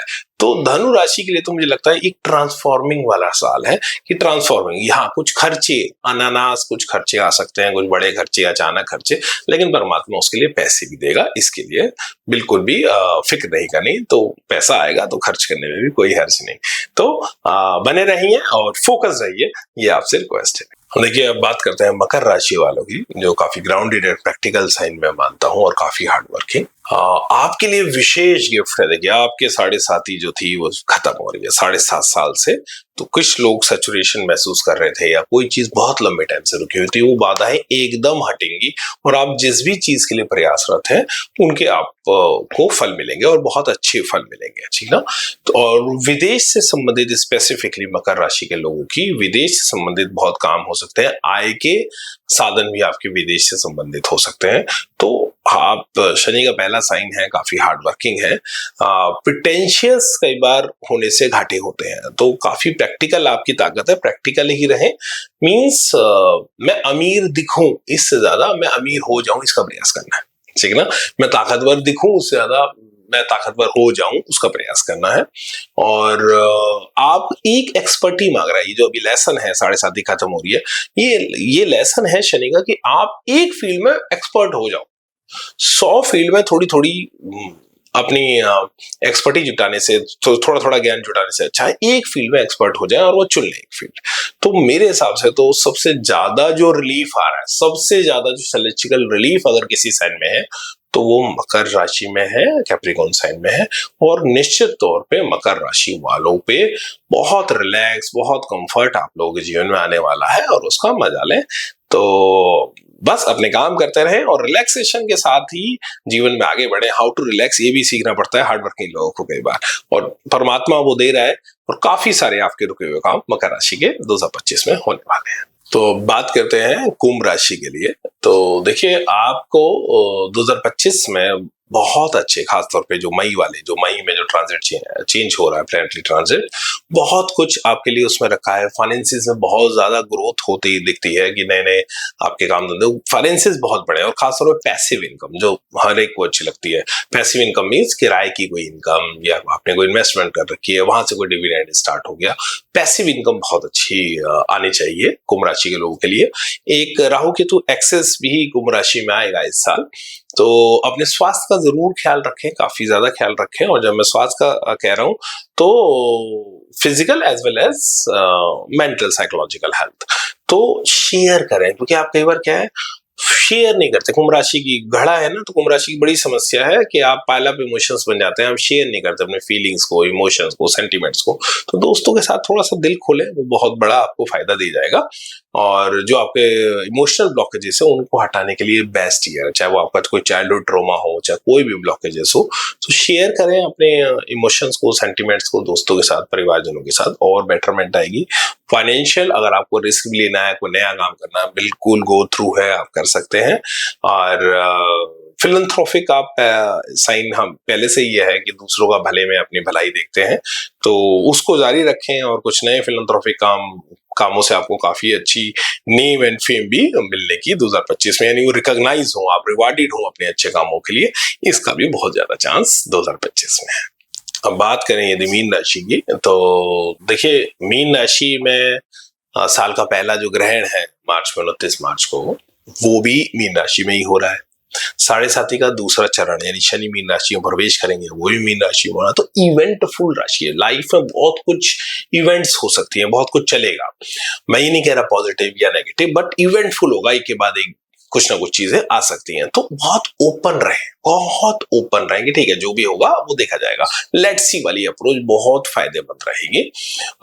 कोई अगर चेंजेस, बड़े चेंजेस, जैसे बड़े चेंजेस का मतलब कंट्री चेंज करना, घर चेंज करना, या बिजनेस चेंज करना, तो उनको थोड़ा अवॉइड करें, ठीक ना। और नहीं तो कम से कम उसको एंड में, 2025 के एंड में लेके जाए, सितंबर और सितंबर के बाद इस तरह के डिसीजंस ले सकते हैं, जो बड़े रिस्की डिसीजंस होते हैं, इंपॉर्टेंट डिसीजन होते हैं, आपकी पूरी लाइफ को इम्पैक्ट करते हैं। तो कर्मफल प्रदाता शनि है, यदि आपने अच्छे फल कर रखे हैं तो महान चीजें जीवन में होने वाली हैं, क्योंकि अब तो आपके चंद्रमा के ऊपर ही शनि का गोचर रहेगा। और अगर कुछ ऐसा भी आए जो आपको अच्छा ना लगे या आपको खराब लगे, तो आप मानिएगा कोई कर्म है जो कट रहा है, शिकायत नहीं करनी। How to live your life with gratitude, ये आपका लेसन है। How to live your life with 100% thanks, gratitude. Complaint नहीं करनी। अगर ड्रिवन बाय कंप्लेंट हो गए दोस्त, तो समस्याएं बढ़ सकती हैं मीन राशि के लिए, क्योंकि शनि बिल्कुल चंद्रमा, आपके जन्मकालीन चंद्रमा के ऊपर ही गोचर करेगा। तो ग्रेटिट्यूड से भरे रहना है। बड़े डिसीजन साल के एंड में लें, सितंबर या उसके बाद। और कंप्लेंट से बिल्कुल भी ड्रिवन बाय कंप्लेंट नहीं होना। हाँ, आपकी रचनात्मकता, आपकी क्रिएटिविटी, आपका कंपैशन, वो सब आपकी हेल्प करेगा। बहुत ह्यूमैनिटेरियन एंगल है आपका, तो वो बने रहे, लोगों की मदद करें जितनी हो सकती है, और वो ही आपकी ताकत है, और वो आपको आगे लेके जाएगी। बस कोई भी अगर उतार चढ़ाव भी है तो ठीक है, वो जीवन में आ रहा है, अपना कर्म करते रहना है। और कोई पुराना कर्म जो कट रहा है, और अच्छे कर्मों का डेफिनेटली कुछ बहुत अच्छा, कुछ बड़ी अपॉर्चुनिटी भी आ सकती है। जैसे हमारे देश में तो क्या है कि बड़ा अच्छा फिनोमेना है, 7.5 में लोग प्रधानमंत्री बन रहे हैं। मोदी जी की भी जो 7.5 थी प्रधानमंत्री, तो अच्छे जो आपका प्रारब्ध में अच्छे कर्म है वो रिवार्डेड होते हैं, तो आपको अच्छी चीज देते हैं। तो बस कंसिस्टेंट रहें और धन्यवाद निरंतर देते रहें, तो निश्चित तौर पे नई उन्नतियों को आप पा सकते हैं। और 100% बहुत रचनात्मक और बहुत इवेंटफुल साल रहना है। बहुत सारी नई नई इवेंट्स होंगी, और लोग भी बहुत आपकी तरफ अट्रैक्ट होंगे, डिमांडेड रहेंगे, बहुत सारे इवेंट्स में रहेंगे आप। तो 2025 काफी अच्छा रहने वाला है। और just go with the flow, and speed बहुत फास्ट नहीं रखनी, क्योंकि 7.5 का दूसरा चरण है। धीरे धीरे करें, और अपने एक्सपर्ट एरिया में करें। और आपके जो क्रिएटिविटी है, आपकी जो कंपैशन है, वो रिवार्डेड होगा 100%। और बड़ा फेम, फेम बहुत अच्छा आपकी राशि में आ सकता है, कि बड़ा नेम एंड फेम आपको मिल सकता है। अच्छा सर, अभी तो हम लोग, आपने मेरी कुंडली देखी, बहुत सारे लोग हैं, लाखों करोड़ों लोग हैं जिनकी कुंडलियां अलग अलग होती है, उनके हिसाब से आप लोग जो है प्रिडिक्शन देते हैं। लेकिन अभी जब 2025 की आपने जो ग्लोबली प्रिडिक्शन की है, फाइनेंशियली की है आपने, या पॉलिटिकल इनबैलेंस जो भी रहेगा आपने बोला, इसके लिए आप क्या चीज देखते हैं कि ये प्रिडिक्शन आप करते हैं? जो महर्षि पराशर है उन्होंने काल पुरुष की कुंडली बताई है। काल पुरुष का मतलब आप समझ लीजिए, ये जो हमारा जो जगत जो चल रहा है या जो संसार चल रहा है, इसका भी उन्होंने एक लगन बताया है कि मेष लगन को उन्होंने काल पुरुष का सर बताया है, और ऐसे ऐसे करते हुए मीन राशि उसकी चरण तक पूरी एक उसकी बॉडी है। तो हम ये मानते हैं काल पुरुष की भी अपनी एक कुंडली है, इस जगत की बोल लीजिए आप, इस पृथ्वी पे जो लाइफ साइकिल है इसकी अब की बोल लीजिए। तो उसमें ग्रह जैसे गोचर कर रहे हैं, जो ट्रांजिट में जिस तरह से वो कर रहे हैं उसको प्रभावित कर रहे हैं। इसको फॉर एग्जांपल हमारे यहाँ राशियों में को कुछ विभागों में बांटा गया है। जैसे एक जीव राशियां होती है 3, 6, 9, 12, यानी मिथुन, कन्या, धनु और मीन राशि, ये जीव राशि मानी गई है। ऐसे 2 ग्रह हैं जिसमें बुध और बृहस्पति, ये जीव ग्रह हैं। जीव का मतलब क्या होता है? जीवन, यानी जो भी क्रिएचर है इस पृथ्वी पे, जो कॉन्शियस है, उसको वो रिप्रेजेंट करते हैं। तो जब जीव राशियों में, अपना एनालिसिस भी है, जब जीव राशियों में कोई खराब घटनाएं होती हैं, जैसे मैं आपसे कह रहा हूं कि जो ग्रहण लगेगा, जो राहु केतु एक्सिस में मल्टीपल प्लैनेट्स आएंगे 29 मार्च के बाद से, तो वो मीन राशि में आ रहे, जो जीव राशि है। तो वो जीव राशि का मतलब वो मनुष्य को बहुत ज्यादा प्रभावित करेगी नेगेटिवली। और अगर उस खराब कॉम्बिनेशन में, उस एक्सिस में बृहस्पति ग्रह और बुध ग्रह भी आ जाए, ठीक, तो वो फैटल हो जाता है, फिर बहुत बड़ा कुछ हो जाता है। जैसे जब कोविड आया, कोविड में भी क्या था, बृहस्पति ग्रह और जीव राशियां बहुत ज्यादा प्रभावित थे। बृहस्पति ग्रह शनि के साथ गोचर कर रहा था, राहु केतु का कोई दृष्टि या मंगल की दृष्टि थी, तो कई अलग अलग तरीकों से, बुध अलग तरह से परेशान था। तो ये मनुष्य के जीवन को दर्शाती है। तो अभी भी जैसे मैं आपको कहा कि ये जो अप्रैल, मार्च, अप्रैल, मई है, ये थोड़ा सा फैटल हो सकता है, कुछ नई खराब चीजें हो सकती हैं, या इसकी शुरुआत में उससे पहले से भी थोड़ा, तो फर्स्ट जो 4-5 मंथ है वो नेगेटिव है। तो मार्केट के लिए भी, जो जहां लोगों का कलेक्टिवली फायदा और नुकसान जुड़ा हुआ है, कलेक्टिवली, तो जैसे शेयर मार्केट है, कलेक्टिवली फायदा नुकसान जुड़ा हुआ है। कोई युद्ध है तो कलेक्टिवली नुकसान हो रहा है किसी एक बड़े लोगों को। तो वो काल पुरुष की कुंडली पे जिस तरह का ग्रह गोचर होता है उसको हम प्रभावित करते हैं। जैसे, तो मैं अपना एनालिसिस भी, जो लोग ज्योतिष के जानकार हैं और देश में हमारे बहुत लोग हैं, तो क्या काल पुरुष का लग्नेश मंगल नीच का चल रहा है। काल पुरुष का यानी मेष लगन उसको हम मानते हैं, तो उसका लॉर्ड मंगल हो गया, वो अभी डेबिलिटेटेड अवस्था में चल रहा है मई तक। साथ के साथ जो बहुत सारे ग्रह उसके 12वें घर में गोचर कर रहे हैं, ठीक ना, और राहु केतु एक्सिस वहां पे बना हुआ है, राहु केतु एक्सिस। तो मोटा माटी इस तरह से देखने का एक पूरा एक तरीका है जिसको ऋषियों ने बताया है, और वो अलग तरह से उसमें कुछ ग्रह अलग अलग चीजों के कारक होते हैं। जैसे आप ये मान लीजिए कि युद्ध का कारक, ठीक है ना, मंगल को माना जाता है। तो मंगल का मतलब ये हो गया, वो फैटल काफी ज्यादा कर सकता है, ठीक ना। और जैसे वर्षा का कारक भी इसमें मंगल और चंद्रमा के कॉम्बिनेशन से देखे जाते हैं। तो अलग अलग प्लैनेट्स अलग अलग चीजें रिप्रेजेंट करते हैं। तो पूरा एक सिस्टम है शेष पराशरा का, कि किस तरह ऋतुएं क्या प्रभावित होंगी, क्या इस तरह से कुछ होगा, तो वो देखने का पूरा एक तरीका है जो बताना। अच्छा सर, अभी जैसे कि आप लोग प्रिडिक्शन करते हैं, पहले ही बता देते हैं कि ये सब होगा, ऐसा होगा, ठीक है, और नाड़ी एस्ट्रोलॉजी में तो वो खुद बताते हैं कि आपका नाम ये है, पिताजी का नाम ये है, इस वक्त पैदा हुए, मरेंगे भी आप, ऐसे समथिंग बहुत सारी चीज इसमें होती है, जिसका पत्र मिलेगा। जी हाँ, बिल्कुल। लेकिन ऐसे ही एक हमारे बाबा जी है हमारे देश में, बागेश्वर धाम बाबा जी, तो वो भी ऐसे ही एक पहले ही प्रिडिक्शन कर लेते हैं, आपका नाम क्या है, क्या समस्या आप हमारे पास में लेके आए हैं, वो सब बता देते हैं। उस क्या मतलब, ये क्या रिलेशन है, या इसके पीछे आप क्या कहना चाहेंगे, क्या शक्ति है या फिर कोई सिद्धि है? मेरा जो एक्सपीरियंस है मैं उसके आधार पे बोल लूंगा, जो मेरा अनुभव है जीवन का आज तक का। मैंने जो 30-35 हजार हॉरोस्कोप देखी, लोगों से मिला, पढ़ा, सीखा, मुझे देखिए, मैं सिद्धि पे नहीं जाऊंगा, कोई सिद्धि है, होती है, नहीं होती है, कर्ण पिशाच नहीं हो, हनुमान जी की सिद्धि है, कोई और होती है, नहीं होती है नहीं है, बताया सही जा रहा है, मैं उसमें नहीं जाऊंगा। लेकिन मैं बीइंग एन एस्ट्रोलॉजर, ज्योतिषी के तहत कह सकता हूँ, हमारे यहाँ एक प्रश्न कुंडली विचार है, ठीक ना। यानी जब कोई व्यक्ति कोई प्रश्न पूछने आ रहा है, उस समय भी कोई ग्रह गोचर काम कर रहे होंगे, कहीं ना कहीं वो ट्रांजिट कर रहे होंगे, ठीक ना। और ये मानते हैं कि उसी समय उस प्रश्न का उत्तर हो रहा है, उसी समय उस प्रश्न का जन्म हुआ, तो उसकी कुंडली बन जाती है, प्रश्न कुंडली उसको कहते हैं, ठीक है ना। और जैसे कि आपने कहा था कि कई लोगों का टाइम ही नहीं पता होता, डेट ऑफ बर्थ ही नहीं पता होता कई लोगों का, तो वो कैसे ज्योतिष से कुछ पूछेंगे? तो वो भी उस प्रश्न के आधार पे जोशी कि वो कब आया है पूछने, कहाँ वो स्थान है, क्या है, गोचर प्लेनेट कहाँ होंगे, उस आधार पे वो प्रश्न का उत्तर देते हैं। और इसी में एक विधा होती है जिसे मूक प्रश्न विचार बोलते हैं। ठीक ना, धीरे धीरे लुप्त हो रही है, लेकिन अभी भी जो ट्रेडिशनल एस्ट्रोलॉजर है और उस पर अगर कोई बहुत ज्यादा काम करे, मूक प्रश्न विचार, मूक मतलब कि किसी को बोलना नहीं पड़ रहा। ओके, आप सुन रहे हैं ना, मूक, वो जोशी खुद बता देगा, लिख के रख देगा कागज पे। और मैंने देखे भी है, जैसे SS आनंद जी है, मैं नाम कोट कर रहा हूँ, उनसे मैंने बहुत सीखा, गुरु जी से। तो मैंने उनको करते देखा, उनसे 15-16 साल मैं उनके साथ रहा, उनको देखा बड़ा डीपली। तो कोई व्यक्ति पूछना आता था, ठक लिख के रख देते थे, और 2 व्यक्ति पूछने आते थे, दोनों के अलग अलग क्वेश्चन लिखते थे। अरे वाह, जैसे एक ही, तो वो विद्या उन पे थी। मैंने कहा ना कि वो उसको मुख प्रश्न विचार आज भी अभी वो है।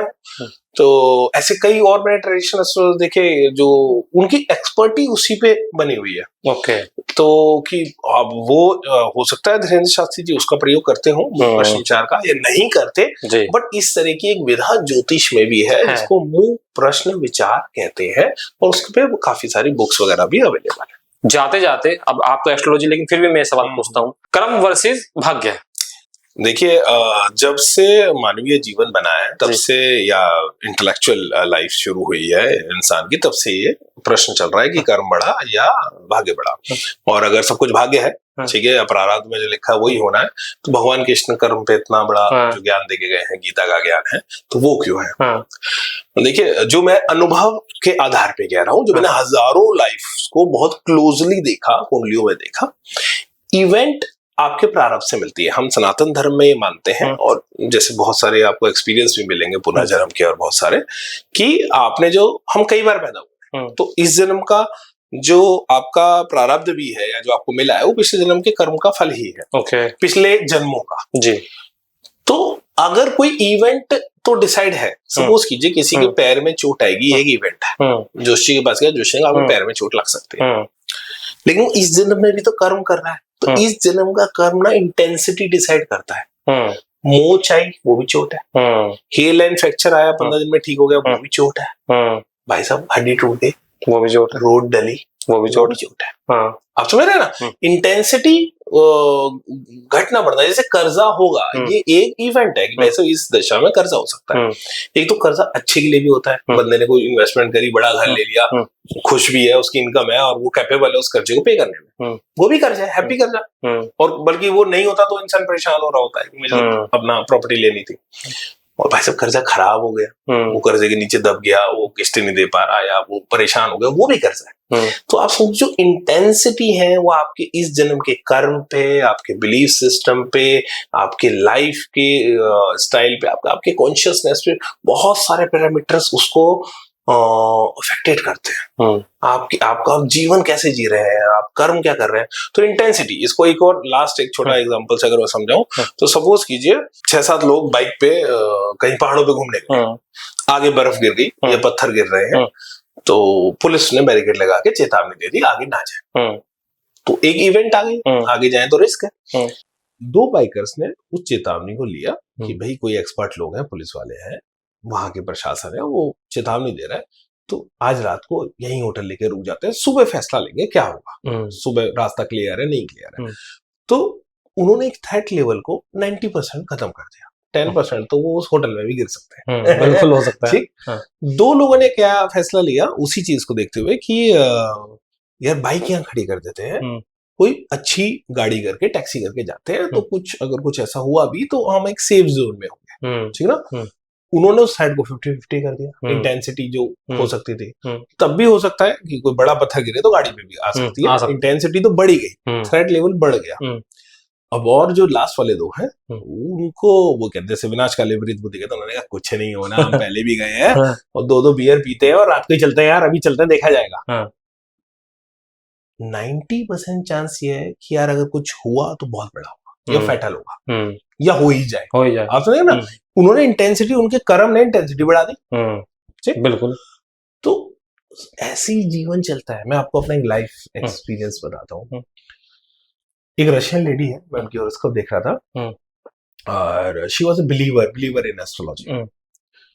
तो मुझसे उनकी जो पहली बार बात हुई तो उन्होंने कहा दुष्यंत की मैं शुरू से बिलीव करती थी और मेरे पास तो हॉरोस्कोप भी था, कुंडली और वैदिक एस्ट्रोलॉजी, उनकी फादर वगैरह का एक्सपीरियंस होगा। तो मेरी कुंडली में जो जो लिखा हुआ था सही था, बस उस एस्ट्रोलॉजर की एक बात खराब गई। अब वो एस्ट्रोलॉजर है नहीं, I can not chase that person, so now he is no मोर।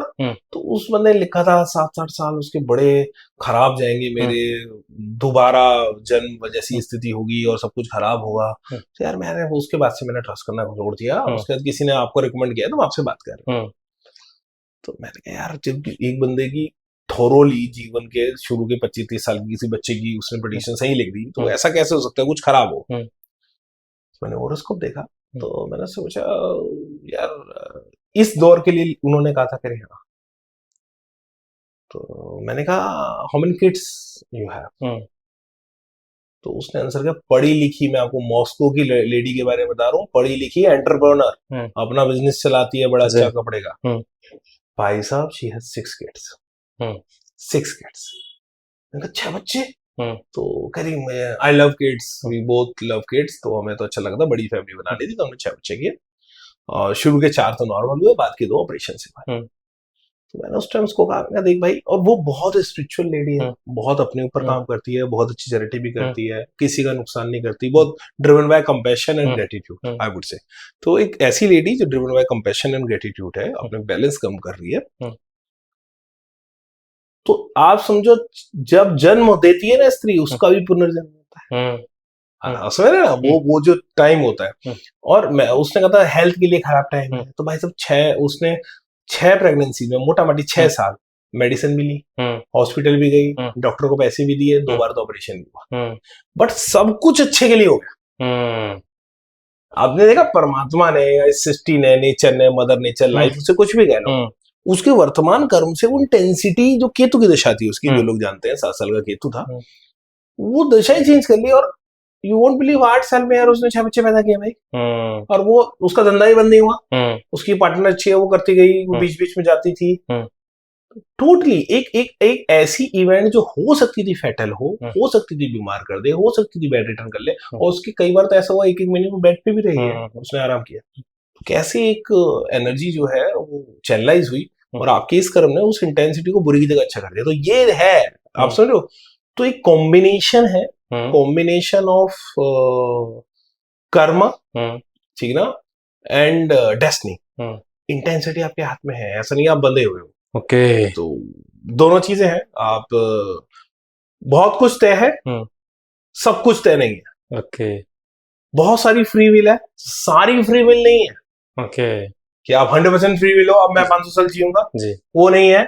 या मैं किसी भी टाइम पे कुछ भी कर लूंगा, वो नहीं है। बहुत कुछ तय है, बहुत कुछ फ्री विल है। तो डेफिनेटली आप देखो हॉरोस्कोप के थ्रू, एस्ट्रोलॉजी के थ्रू आप लाइफ को समझ सकते हो, अपने आप को बेहतर ढंग से समझ सकते हो, अपने ऊपर काम कर सकते हो।